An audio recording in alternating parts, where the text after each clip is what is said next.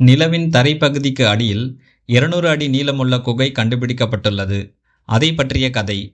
அமெரிக்காவின் நாசாவால் கடந்த 2009ஆம் ஆண்டு அனுப்பப்பட்ட LRO லூனார் ரிகனைசன்ஸ் ஆர்பிட்டர் என்ற ரோபாட்டிக் விண்கலம் நிலவின் தரைப்பகுதியையும் நிலவின் சுற்றுச்சூழலையும் கடந்த 2009ஆம் ஆண்டு முதல் தற்போது வரை ஆராய்ச்சி செய்து வருகின்றது.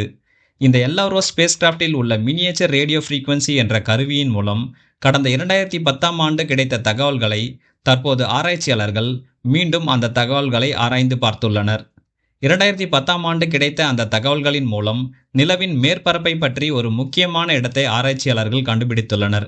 அதில் கடந்த 1969ஆம் ஆண்டு அப்போலோ 11 விண்கலத்தின் மூலம் நிலவுக்கு சென்ற மனிதர்கள் முதலில் நிலவில் கால் வைத்த இடமான மேரே டிரான்குயிலிட்டாட்டிஸ் என்ற இடத்திற்கு வடகிழக்கு திசையில் 230 மைல்கள் தொலைவில் நிலவின் தரைப்பகுதிக்கு அடியில் ஒரு குகையை கண்டுபிடித்துள்ளனர்.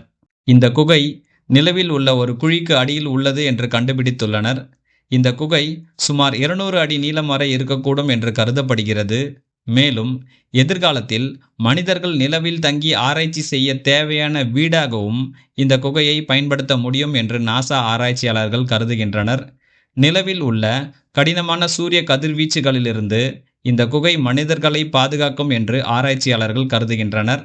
இந்த குகை கடந்த காலங்களில் நிலவில் ஏற்பட்ட வெடிமலை குழம்புகள் நிலவின் தரைக்கு அடியில் குளிர்ந்த ஓடுகளுக்கு இடையில் ஓடியதால் ஏற்பட்டிருக்கக்கூடும் என்று கருதுகின்றனர்.